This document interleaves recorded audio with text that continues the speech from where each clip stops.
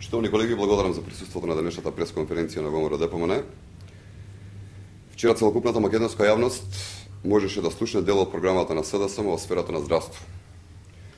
Преку гостувањето на Дејан Гацов, министерот за здравство во сенка во вестите на А1 телевизија, човекот кој љуби да облекува женска облека или во јамболи, како што самиот вчера призна, можевме да ги чуеме плановите за мерки кои што Социјалдемократскиот сојуз планира да ги преземе во делот на здравството.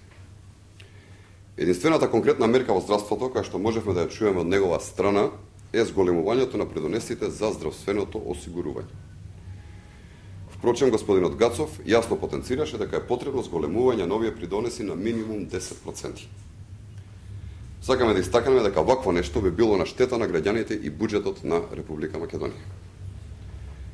Упатуваме неколку прашања до Социјалдемократскиот сојуз.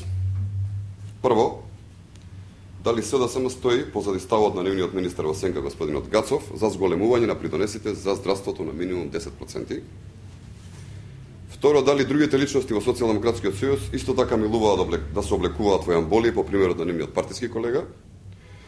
И дали таквите блудни контроверзни забави на кои учествуваат само машки кои се полуголи, на кои присуствувал, како што призна Гацов, се пракса на раководството на Социјалдемократскиот сојуз? Од ова можеме да заклучиме дека во Социјалдемократскиот сојуз е длабоко во очи во делот на кадровскиот потенцијал и идеи, како што можевме да видиме и од вчерашното гостување на господинот Гацов на А1 телевизија.